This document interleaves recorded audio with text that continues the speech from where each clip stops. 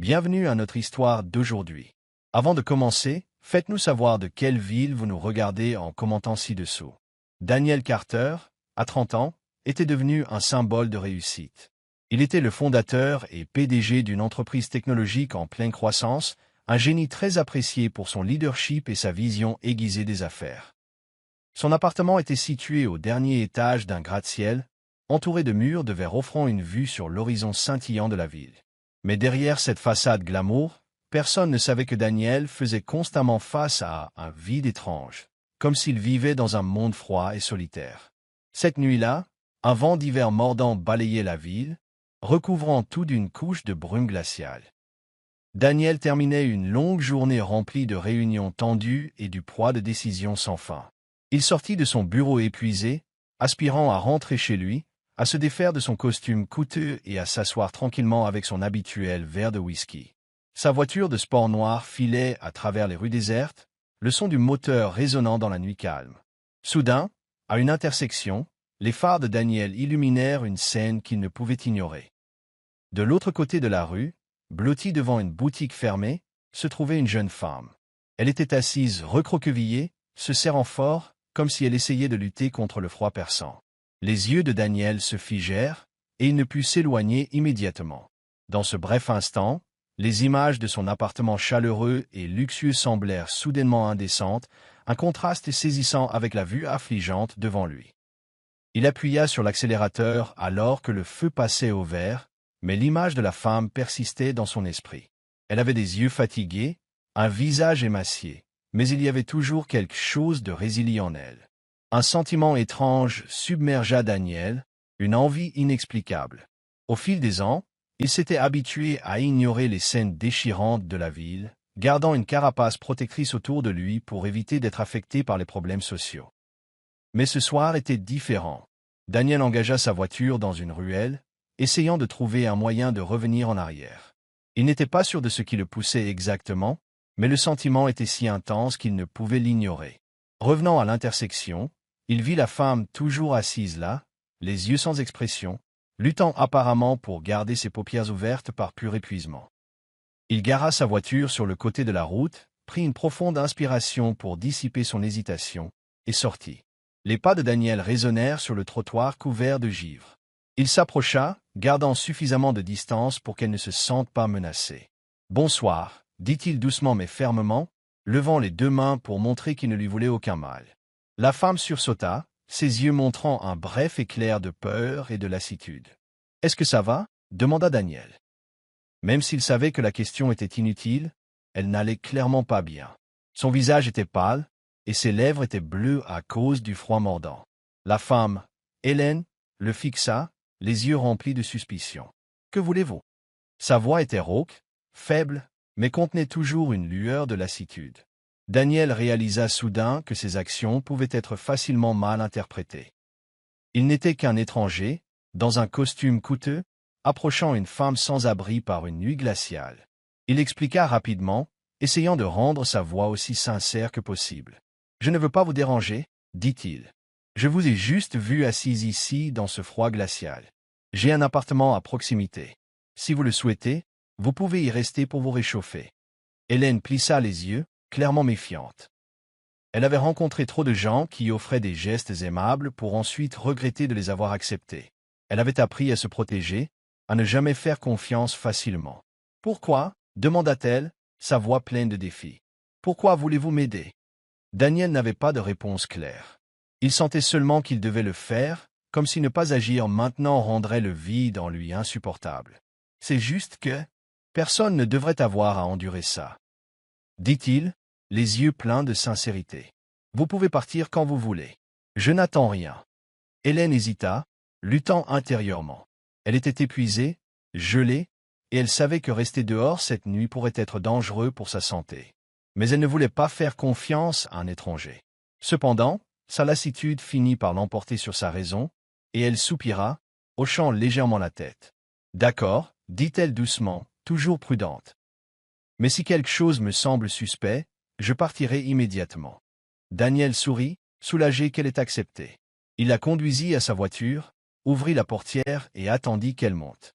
Aucun d'eux ne parla pendant le reste du trajet, mais l'air dans la voiture sembla se réchauffer un peu. C'était le début d'une histoire que personne n'aurait pu prédire, une connexion qui les mettrait tous deux au défi d'une manière qu'ils n'avaient jamais imaginée. Sous la pâle lumière du soleil de fin d'après-midi, David se tenait immobile devant le tuyau d'arrosage dans le vaste parc du manoir. Sa main se resserra sur la poignée, envoyant avec force un jet d'eau glacée sur Hélène. Elle s'effondra sur l'herbe mouillée, tout son corps tremblant. Ses vêtements fins, maintenant trempés, collaient à sa silhouette frêle. Pourtant, Hélène ne prononça aucune plainte, aucun mot de protestation ne s'échappa de ses lèvres pâles. Au lieu de cela, elle baissa les yeux, son regard cachant une douleur profonde, sans fin, et un remords qui ne pouvait être lavé. « Lève-toi » ordonna David, sa voix froide comme une lame, tranchant vivement l'air humide. Hélène se mordit la lèvre, luttant pour se relever. Ses jambes affaiblies la lâchèrent, et elle retomba sur le sol. « Je suis désolée » murmura-t-elle, sa voix fragile, aussi faible qu'un filet de fumée. Le regard de David la transperça, ses yeux gris brûlants d'une fureur contenue. Dans son esprit, il voyait l'image de sa sœur, Anna, avec son sourire radieux et ses yeux aimants. Sa photographie reposait toujours dans la poche sur son cœur, un rappel constant de pourquoi il devait faire cela, pourquoi il devait punir Hélène sans pitié. Désolé. David laissa échapper un rire amer, mais ses yeux s'assombrirent, aussi profonds que l'abîme des souvenirs douloureux. Penses-tu que tes excuses peuvent ramener Anna? Hélène resta silencieuse. Elle baissa simplement la tête, sachant qu'elle méritait chaque parcelle de ce châtiment. Chaque fois qu'elle fermait les yeux, elle voyait Anna, la femme qui avait transformé sa vie, qui l'avait sauvée des ténèbres. Mais elle n'avait jamais imaginé qu'elle deviendrait la raison pour laquelle sa sauveuse devrait quitter ce monde pour toujours. Abonnez-vous à la chaîne maintenant. Ne manquez pas les voyages émotionnels que nous allons vous apporter. David et Anna avaient grandi dans une famille riche. Leurs parents étaient morts dans un accident alors que David venait d'avoir 18 ans, lui laissant la lourde responsabilité de s'occuper de la famille et de protéger sa sœur cadette, qui avait 3 ans de moins que lui. Anna était la lumière de la vie de David, celle qu'il aimait et protégeait de tout son cœur. En grandissant, Anna devint une médecin talentueuse et respectée aux États-Unis. Ses collègues l'admiraient pour ses compétences exceptionnelles et son dévouement envers ses patients. Malgré sa carrière réussie, Anna consacra 5 ans de sa vie au bénévolat et à l'aide aux communautés défavorisées en Afrique. David, bien qu'inquiet, ne lui barra jamais la route. David admirait et était immensément fier de sa sœur. Pour lui, Anna n'était pas seulement une sœur, mais un symbole de compassion et d'altruisme. Lorsqu'il reçut la nouvelle dévastatrice de son meurtre, son monde s'effondra. Son cœur se brisa et aucun réconfort ne pouvait apaiser la douleur. Sans hésitation, il s'envola pour l'Afrique du Sud, animé par un seul but, trouver la personne qui avait empoisonné Anna et obtenir justice pour sa sœur bien-aimée. Cependant, l'enquête de la police sud-africaine ne mena nulle part. Ils conclurent qu'Anna était morte d'empoisonnement, mais aucun indice clair sur le coupable n'émergea. Dans son désespoir, David reçut les effets personnels d'Anna des autorités. En tenant son ordinateur portable dans ses mains, une faible lueur d'espoir s'alluma en lui. Il savait qu'Anna enregistrait souvent ses activités professionnelles dans son bureau, des vidéos qui pourraient contenir des informations cruciales. Puis, lorsqu'il ouvrit le fichier vidéo du jour où elle fut empoisonnée, 10 minutes avant l'événement fatal, la scène dans le bureau d'Anna se déroula. Anna était assise à son bureau, tapant un rapport sur son ordinateur. Hélène entra dans la pièce, portant une tasse de café fumante. Son beau visage rayonnait d'un doux sourire, et ses yeux pétillaient alors qu'elle regardait la femme qui l'avait sauvée.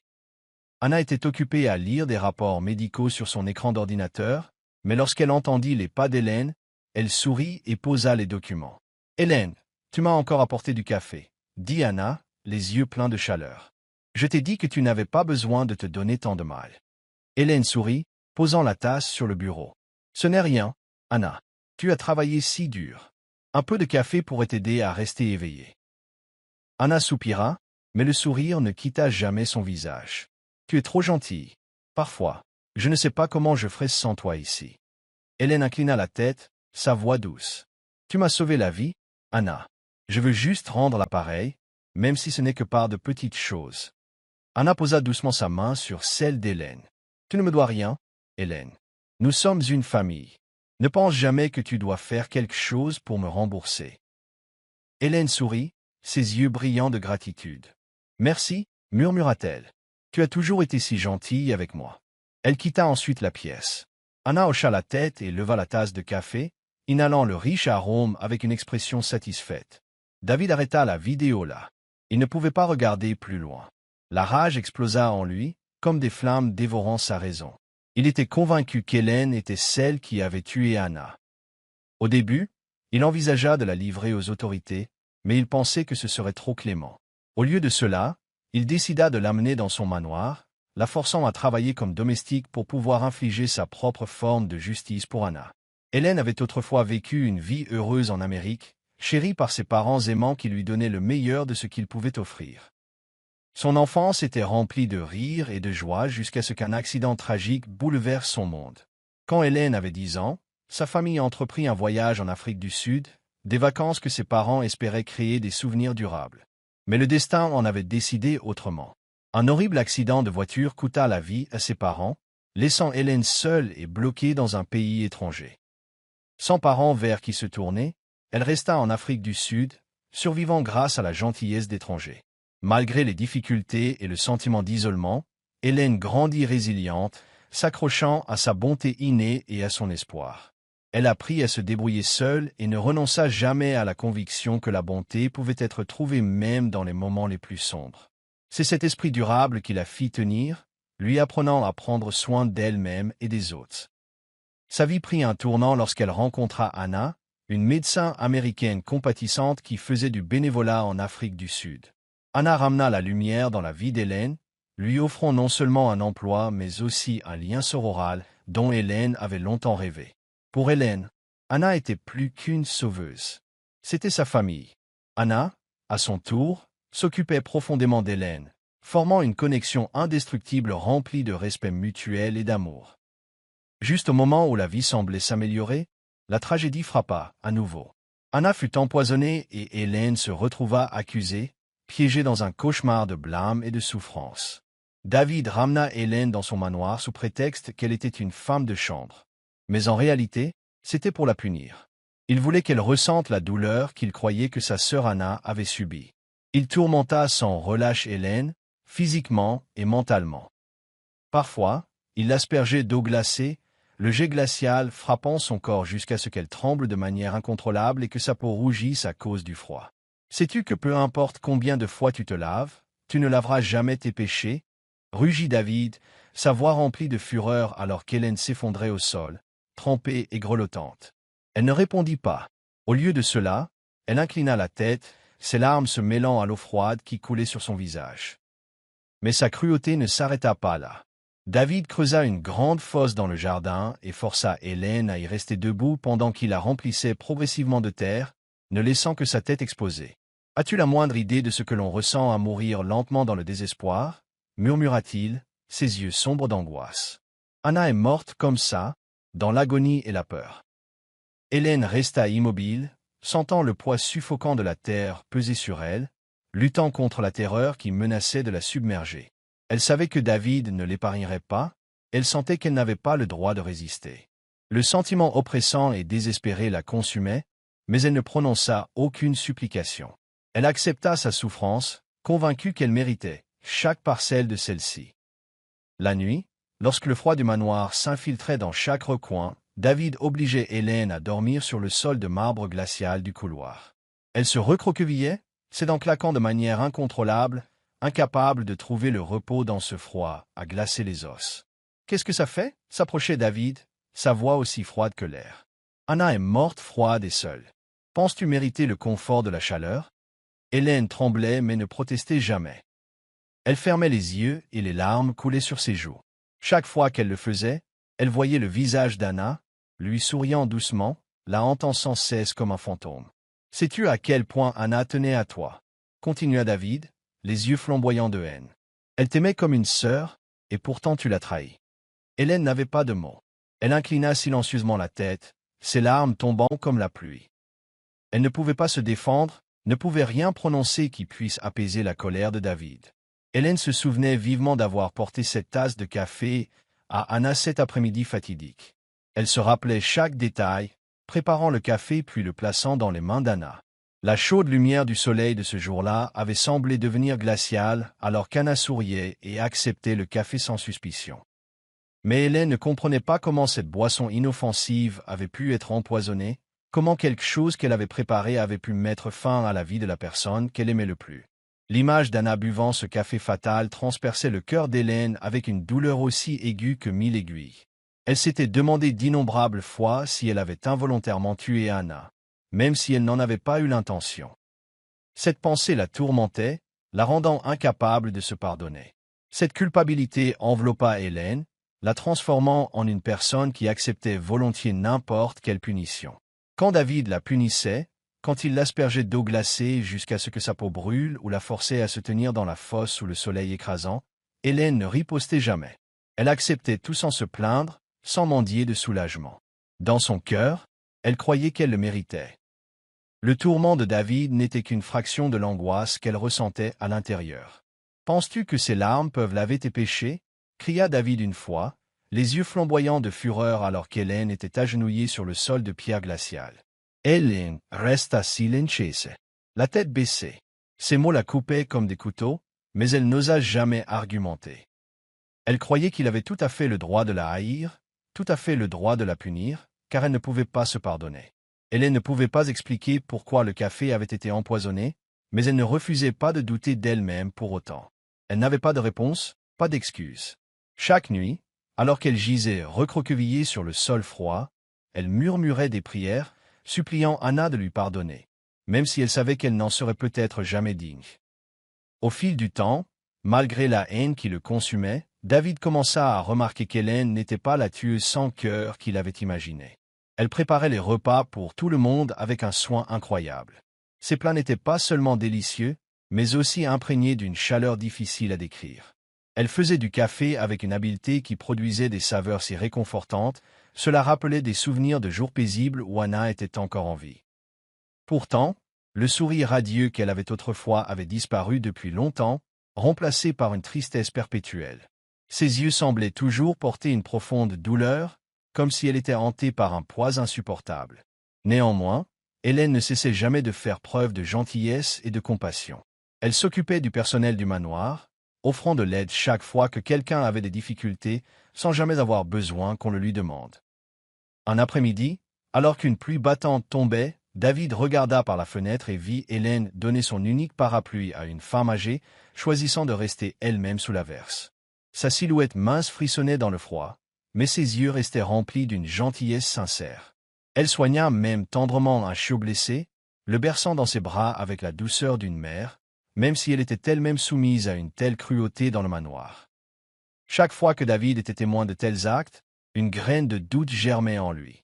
Comment quelqu'un capable d'un tel amour et d'une telle attention pouvait-il vraiment être un meurtrier?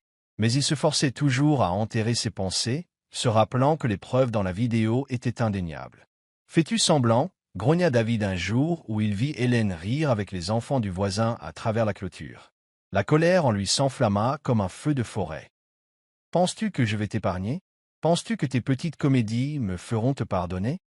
Hélène se tourna vers lui, son visage toujours doux, mais ses yeux obscurcis par la tristesse. « Je ne fais pas semblant, » dit-elle doucement et sincèrement. « Je fais juste ce qu'Anna m'a appris. Peu importe ce qui m'arrive, je veux vivre comme elle l'aurait souhaité. » David ne dit rien, serrant les poings fermement, son cœur une tempête d'émotions contradictoires. Il voulait croire qu'Hélène était coupable, qu'elle méritait sa punition. Mais chaque fois qu'il regardait dans ses yeux sincères, quelque chose en lui vacillait. Ses actions douces contredisaient la rage qu'il nourrissait. Mais la dure réalité de la vidéo le ramenait toujours en arrière, le coupant comme une lame et ravivant sa fureur. Sa haine brûlait férocement, mais son conflit intérieur aussi. Un jour, alors qu'Hélène nettoyait le jardin, elle glissa et tomba dans l'étang. Elle se débattit en panique car elle ne savait pas nager, ses mains s'agitant désespérément. David était allongé sur une chaise longue près de la piscine et la regarda se débattre dans l'eau glacée. Une bataille intérieure faisait rage en lui, la sauver ou la laisser se noyer. « Hélène !» appela David, sa voix un mélange de désespoir et de peur. Finalement, il ne put plus le supporter. Il plongea dans l'eau et la ramena en sécurité. Hélène gisait tremblante sur le sol, les yeux écarquillés de terreur. « Pourquoi? Pourquoi ne m'avez-vous pas simplement laissé mourir » murmura-t-elle, sa voix tremblante. David ne répondit pas, son regard partagé et torturé. « Tu penses pouvoir mourir si facilement » dit-il, sa voix dure. « Tu dois vivre et continuer à payer pour ce que tu as fait. C'est le prix que tu dois, » ajouta-t-il. Mais son cœur battait sauvagement, et il ne pouvait dire si c'était par haine ou par peur de la perdre.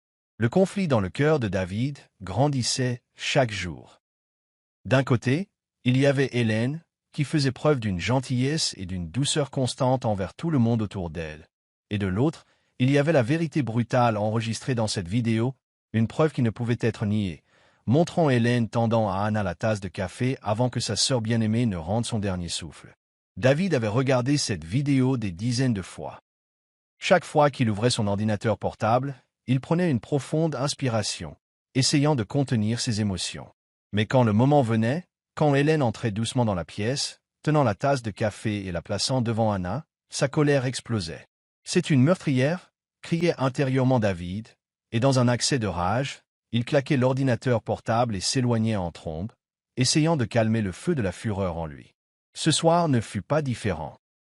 Assis seul dans une pièce sombre, avec seulement la lueur de l'écran illuminant son visage las et tourmenté, les yeux rougis de David brûlaient de conflit intérieur alors qu'il lançait la vidéo une fois de plus, comme un rituel de tourment auto-infligé. Quand la vidéo atteignit le point où Hélène entra dans la pièce, plaça la tasse de café sur la table et sourit doucement à Anna, David sentit la montée familière de la colère. Hélène s'inclina devant Anna et quitta la pièce. David était sur le point d'éteindre la vidéo comme il le faisait habituellement, mais une sonnerie soudaine de son téléphone interrompit ses pensées. Il décrocha, sa voix froide et impatiente, échangea quelques mots pressés, puis se retourna vers l'écran, avec l'intention de fermer la vidéo dans son accès de rage habituel. Mais quelque chose attira son attention, un mouvement inattendu.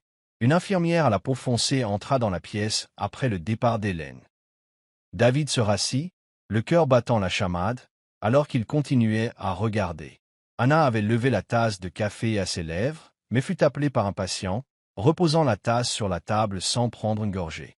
Après qu'elle eut quitté la pièce, l'infirmière se glissa à l'intérieur, ses yeux jetant des regards nerveux autour d'elle. Elle sortit rapidement un petit sachet de poudre blanche et le vida dans le café d'Anna.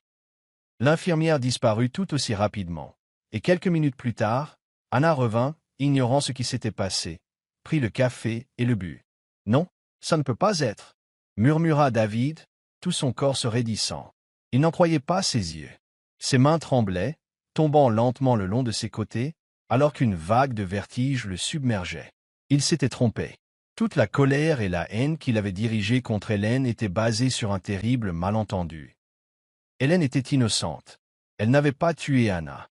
Il avait tourmenté une âme pure et douce, la blessant sans pitié à cause de son propre jugement erroné. « Oh mon Dieu !» murmura David, ses mains couvrant son visage. La honte et le regret inondèrent son cœur, une marée écrasante qui le laissa sans souffle. Qu'avait-il fait? Il avait détruit une vie innocente, transformant son propre chagrin en une arme de vengeance cruelle contre quelqu'un qui ne l'avait jamais mérité. C'était comme si des milliers d'aiguilles lui transperçaient la poitrine, l'étouffant sous le poids de sa culpabilité. Derrière la fenêtre, le ciel nocturne s'étendait dans l'obscurité, reflétant le vide dans l'âme de David, ombragé et rempli d'un sentiment de perte irréparable. Mais tout comme l'aube suit toujours les nuits les plus sombres, il savait qu'un nouveau voyage avait commencé, un voyage où il devrait expier ses péchés, sauver Hélène, et peut-être se sauver lui-même. David se leva, ses jambes lourdes, mais sa résolution ferme. Il ne pouvait pas rester là, à se morfondre dans le regret sans rien faire. Il devait trouver Hélène, regarder dans les yeux qu'il avait injustement condamnés et affronter la vérité qu'il avait refusé de voir. Il descendit le long couloir, où des lumières tamisées projetaient des ombres sur les murs froids et sans vie. Lorsqu'il atteignit l'endroit où Hélène dormait, il s'arrêta, sentant un pincement d'angoisse lui tordre le cœur. Hélène gisait recroquevillée, couverte seulement d'une fine couverture qui ne la protégeait guère du froid glacial. Son corps frêle frissonnait, ses mains jointes devant sa bouche, murmurant dans son sommeil. « Je suis désolé, Anna, s'il te plaît, pardonne-moi. Les mots étaient brisés, fragiles et pleins de chagrin. Le cœur de David se serra, la culpabilité le poignardant comme des couteaux. Qu'avait-il fait subir à cette pauvre fille? Combien avait-elle souffert et s'était-elle tourmentée pendant qu'il s'aveuglait sur la vérité? Il avait été si perdu dans son propre chagrin et sa rage qu'il n'avait pas vu la pureté dans son cœur et l'avait impitoyablement conduite au bord du désespoir. David inclina la tête, les larmes montant à ses yeux. Il voulait s'approcher d'elle, la réveiller et s'excuser, mais les mots s'étranglaient dans sa gorge et la honte le liait comme des chaînes invisibles. Hélène ne méritait rien de tout cela. Maintenant, tout ce qu'il pouvait faire était d'essayer de réparer les choses, même s'il n'était pas sûr de pouvoir jamais obtenir son pardon. Helen, merci d'avoir regardé. N'oubliez pas de vous abonner à la chaîne, de sonner la cloche pour recevoir les dernières notifications, d'aimer et de partager avec vos amis. David murmura, mais le son de sa voix fut englouti par sa propre agonie, disparaissant dans l'espace froid et vide autour d'eux. Il savait que son voyage vers l'expiation ne faisait que commencer. Le lendemain matin, la lumière du soleil filtrait doucement à travers les feuilles, projetant des rayons dorés sur le chemin que David empruntait habituellement pour se rendre au travail. Le poids de la culpabilité pesait encore lourdement sur sa poitrine depuis la nuit précédente, et chaque pas semblait chargé du poids écrasant du remords. Alors qu'il approchait du vaste jardin à l'extérieur du manoir, il s'arrêta net. Sous un grand arbre, Hélène était agenouillée sur l'herbe. Ses épaules fines tremblaient à chaque sanglot, ses mains jointes fermement en prière, ses lèvres gercées murmurant des mots brisés. « Je suis désolée, Anna. S'il te plaît, pardonne-moi. » répétait-elle encore et encore, ses larmes brillant sur son visage pâle et épuisé. David sentit sa gorge se serrer, et ses jambes semblaient figées sur place. Il voulait s'approcher, mais la honte criante en lui le maintenait enraciné. « Helen !» appela-t-il doucement, sa voix rauque et brisée. Hélène tourna la tête, ses yeux rouges et gonflés par les pleurs. Quand elle vit David, une lueur de peur traversa son visage, comme si elle se préparait à une autre punition. « Je ne mérite pas votre pitié, » suffoqua-t-elle, sa voix petite et fragile. « S'il vous plaît, traitez-moi simplement comme avant. » J. Lummerite. Mais David ne pouvait pas encore révéler la vérité. Il ne pouvait pas se résoudre à le dire, du moins pas maintenant. La culpabilité pesait lourdement dans sa poitrine, une tempête brassant et faisant rage en lui. Pourtant la peur s'agrippait à son cœur. La vérité qu'il avait découverte la nuit dernière, que c'était une autre infirmière qui avait empoisonné Anna, était encore trop crue et douloureuse pour être dite à voix haute. Comment pourrait-il admettre qu'il avait tourmenté une personne innocente, poussée par ses propres jugements erronés? « Hélène, je suis désolé. » murmura David, son regard plein de chagrin. « Je ne peux plus continuer à te punir. » Hélène le fixa, stupéfaite par ce changement soudain. Elle ne comprenait pas ce qui l'avait poussé à s'adoucir si inopinément. Au fond, elle ne croyait toujours pas mériter le pardon. Elle baissa la tête, sa voix à peine audible. « Je ne comprends pas, David. Pourquoi êtes-vous différent maintenant ?» Le cœur de David lui fit mal. Il voulait confesser la vérité, lui dire qu'elle n'était pas responsable, qu'il s'était trompé depuis le début. Mais les mots semblaient l'étouffer.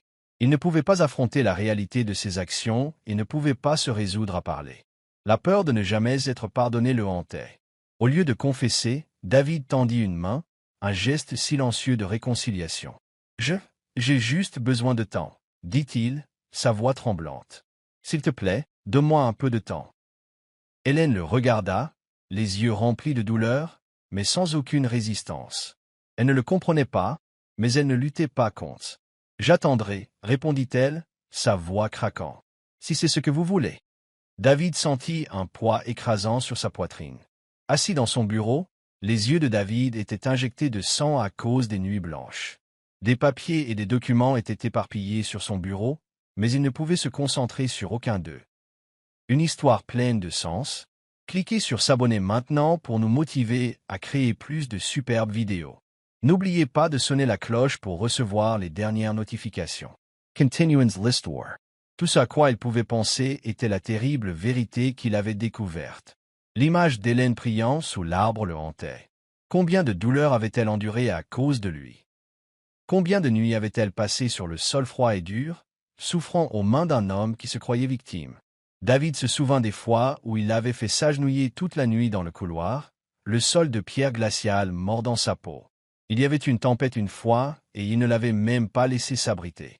Hélène était restée assise là, recroquevillée et grelottante, mais elle n'avait pas prononcé une seule plainte. La pluie avait coulé sur son visage, se mêlant à ses larmes sans fin. Tu sauras ce que ça faisait pour Anna de mourir dans la douleur, le froid et le désespoir, avait dit David, sa voix dépourvue de toute compassion. Maintenant, en se rappelant ces moments, il ressentit une vague de dégoût de soi. Sa colère s'était transformée en une haine dirigée contre lui-même. Il était devenu un monstre, indigne de l'amour et du sacrifice qu'Anna lui avait autrefois donné.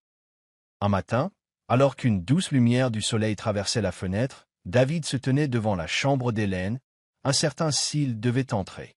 Hélène avait l'air fragile, épuisée par les mois de tourment, mais elle essayait toujours de garder son esprit en vie. Elle s'occupait d'un petit jardin à côté de la maison. Texte original 10. J'adapte pour le contexte, un endroit qui avait autrefois été le sanctuaire d'Anna. Chaque fois que David voyait les fleurs vibrantes, les souvenirs de sa sœur revenaient en force, apportant avec eux un torrent de douleur et de culpabilité.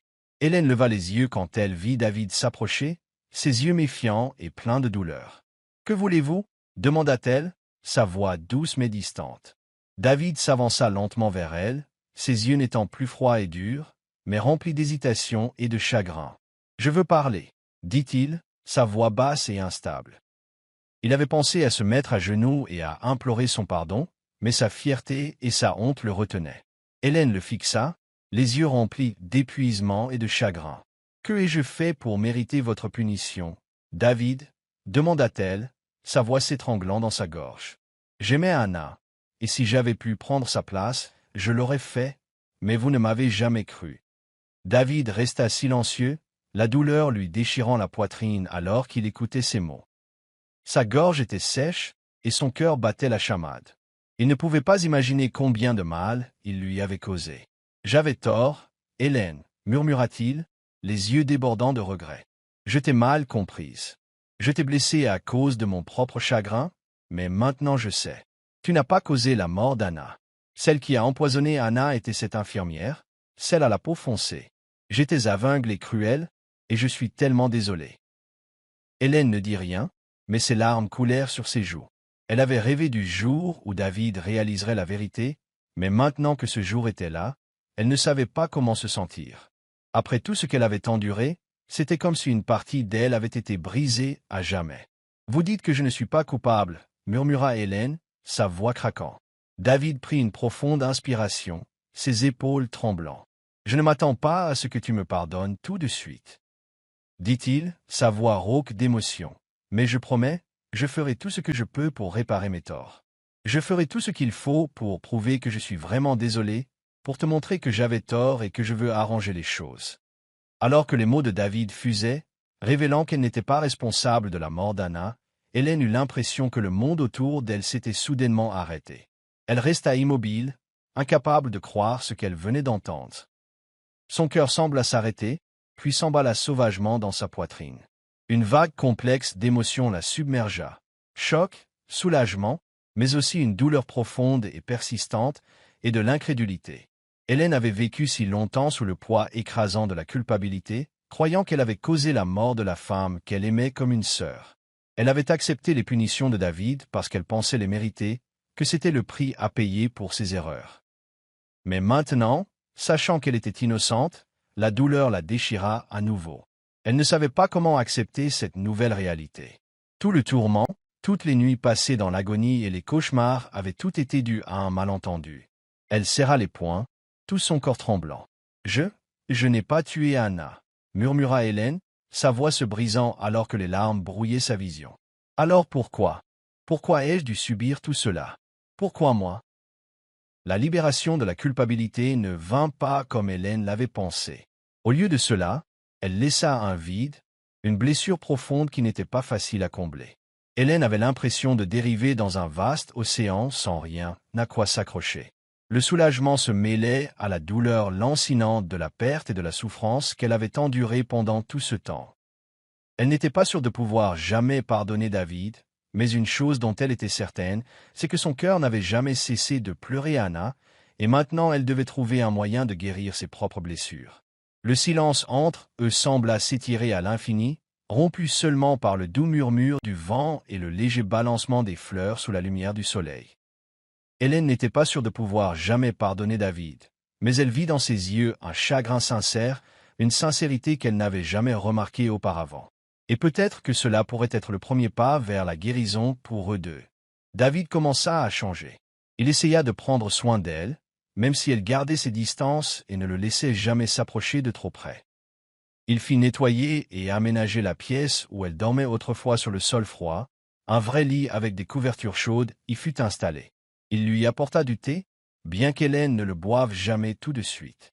Elle regardait le thé avec suspicion, comme s'il pouvait encore être empoisonné. « Tu ne me fais pas confiance, n'est-ce pas ?» demanda David, sa voix douloureuse. Hélène ne répondit pas. Elle fixa simplement la tasse de thé, son regard lointain. David réalisa qu'il avait complètement brisé sa confiance. Il savait qu'il faudrait longtemps, peut-être toute une vie, pour reconstruire cette confiance. Même si rien ne semblait s'améliorer, David n'abandonna pas. Il observait tranquillement Hélène de loin, son cœur lui faisant mal en la voyant incliner la tête, essayant de recoller les morceaux de sa vie brisée. Un après-midi, alors qu'Hélène s'occupait d'un petit chiot blessé dans le jardin, David s'approcha d'elle. « Tu prends toujours soin de tout, même quand il ne le mérite pas ?» dit David, sa voix remplie d'émotion. Hélène leva les yeux vers lui. « Personne n'est indigne d'amour, » répondit-elle. « Anna me l'a appris. » Entendre le nom de sa sœur fut comme un poignard dans le cœur de David. Il ne put retenir les larmes en pensant à Anna, qui avait tant donné pour rendre le monde meilleur. « Tu sais, » murmura David, « Anna était la personne la plus importante dans ma vie. Elle faisait tout pour les autres, et tout ce que je voulais, c'était la venger. » Helen hocha la tête. « Je sais, je voulais protéger Anna aussi. Elle m'a sauvé quand je n'avais rien. » Ils restèrent là dans un silence douloureux partagé. Le sentiment de perte et de chagrin les connectait, mais les maintenait aussi séparés, un gouffre infranchissable. Au fil du temps, David et Hélène apprirent à coexister dans la maison qui portait tant de souvenirs douloureux. Un jour, alors que David était assis dans son bureau, Hélène entra, les yeux doux mais résolus. « Je veux partir, » dit-elle fermement. David lutta pour retenir son angoisse en entendant la décision d'Hélène. Il savait qu'il n'avait pas le droit de l'arrêter, pas le droit de la supplier de rester après tout ce qu'il avait fait. Pourtant, son cœur se serra à l'idée de la perdre, cette fille qu'il avait autrefois punie par haine, mais dont il savait maintenant qu'elle méritait la paix et le bonheur. « Tu n'as nulle part où aller, n'est-ce pas ?» demanda David, sa voix tremblante. « Reste ici, Hélène. C'est la maison d'Anna, et Anna a toujours voulu que tu sois heureuse. Cette maison est aussi ta maison. » Hélène inclina la tête, les larmes coulant sur ses joues. « Peut-être serais-je parti dès l'instant où j'ai appris que ce n'était pas moi qui avais empoisonné Anna, » dit-elle tranquillement mais avec détermination. « Mais tu sais qu'Anna était aussi importante pour moi que ma propre famille, et tu es son frère. Je ne pense pas qu'Anna aurait jamais voulu que son frère soit consumé par tant de douleur. C'est pourquoi je suis resté, espérant pouvoir t'aider d'une manière ou d'une autre. » David serra les poings, son cœur déchiré par la culpabilité et le remords. Qu'avait-il fait à cette fille, douce et gentille, tout cela à cause de son propre malentendu et de sa douleur? Hélène prit une profonde inspiration, ses yeux brillant encore de larmes, mais tenant maintenant une force rétro. « Yves, mais j'ai besoin de temps, David. J'ai besoin d'espace pour guérir, pour laisser aller ses blessures, pour trouver un moyen de te pardonner. Je ne peux pas rester ici quand chaque souvenir dans cet endroit me hante. » David hocha la tête même si cela lui brisait le cœur. Il comprenait que garder Hélène là ne lui causerait que plus de douleur. « Je ne t'arrêterai pas, » dit-il, sa voix rauque d'émotion. « Mais sache que je serai toujours là, attendant le jour où tu pourras me pardonner, et le jour où tu pourrais choisir de revenir, si tu le souhaites. » Hélène se tourna et sortit de la pièce, et cette fois David ne ressentit aucune colère ni amertume. Il ne ressentit que du vide, pourtant il savait que la laisser partir était le premier pas vers la rédemption et la guérison pour eux deux. Le temps s'écoula lentement après le départ d'Hélène, et David fut consumé par un profond regret. Chaque jour, il ressentait le vide dans la maison qui avait autrefois été remplie de la douleur et de la haine qu'il avait infligée. Pour réparer ses torts, il entreprit un voyage non seulement pour honorer la mémoire de sa sœur, Anna, mais aussi pour sauver sa propre âme des ténèbres. David créa une fondation caritative au nom d'Anna, dédiée au soutien des médecins bénévoles dans les zones reculées et mal desservies, tout comme Anna l'avait fait pendant les 5 dernières années de sa vie. Il s'impliqua personnellement dans les projets, n'ayant pas peur de se salir les mains, construisant des hôpitaux de campagne et finançant des ressources pour ceux qui travaillent sans relâche pour sauver des vies. Chaque fois qu'il pensait au sourire d'Anna, il sentait sa détermination se renforcer, comme si son esprit veillait sur lui, l'encourageant à continuer. Un matin, David se tenait silencieusement devant le mur honorant les médecins bénévoles qui avaient dédié leur vie à la mission de guérir le monde. Le nom d'Anna y était soigneusement gravé, comme une flamme éternelle. Il toucha son nom, sentant le sentiment persistant de perte brûler encore dans son cœur. Mais il ressentit aussi un sentiment de soulagement, sachant qu'il faisait enfin quelque chose de bien. « David !» Une voix familière retentit, douce et suave. David se retourna et son cœur sembla s'arrêter. Debout devant lui se trouvait Hélène, belle et radieuse, avec une force qu'il n'avait jamais vue en elle auparavant. Ses yeux ne contenaient plus de froideur ni de peur. Au lieu de cela, ils brillaient de confiance en une paix intérieure qu'elle avait trouvée. David pouvait à peine en croire ses yeux. Elle était revenue. « Hélène » murmura-t-il, sa voix tremblante d'émotion. « Est-ce que tu vas bien ?» Hélène hocha légèrement la tête, ses lèvres se courbant en un doux sourire. « Je me suis trouvée, » dit-elle, son regard clair. « Et maintenant, je suis prête à te faire face et à affronter le passé. » David resta figé, incapable d'arrêter le sourire qui se répandit sur son visage. Il sentit une douce brise passer, comme si Anna était quelque part à proximité, souriant sur eux. À cet instant, sans avoir besoin d'en dire plus, ils se regardèrent simplement. Leurs yeux contenaient une compréhension qui ne nécessitait aucun mot, comme si, enfin, les anciennes blessures avaient commencé à guérir. David prit une profonde inspiration, sentant une légèreté nouvelle dans son cœur. « J'ai attendu ce jour, » admit-il, « mais je n'ai jamais osé espérer que tu reviendrais. » Hélène s'avança, ses yeux ne contenant plus de ressentiment, mais seulement de la douceur. « Je t'ai pardonné il y a longtemps, » dit-elle, mais j'avais aussi besoin de temps pour me pardonner à moi-même, pour comprendre qu'aucun de nous ne mérite d'être emprisonné par le passé pour toujours. David hocha la tête, la gratitude inondait son cœur. « Tu es devenue tellement plus forte, » dit-il, incapable de cacher son admiration. « Et moi, j'apprends encore à être une meilleure personne, à être digne de ton pardon et de celui d'Anna. » Ils se tenaient là sous la chaude lumière du soleil matinal, avec une lueur d'espoir brillant dans leur cœur. Il n'y avait pas besoin de se presser. La route à venir était encore longue, mais au moins ils avaient commencé un nouveau voyage. Un voyage non seulement pour guérir le passé, mais pour reconstruire les morceaux brisés de leur vie. Et peut-être trouveraient-ils la rédemption, non seulement dans les yeux de l'autre, mais dans leur engagement à vivre une vie digne d'être honorée, tout comme Anna l'avait toujours souhaité pour eux deux. Merci d'avoir regardé. N'oubliez pas de vous abonner à la chaîne.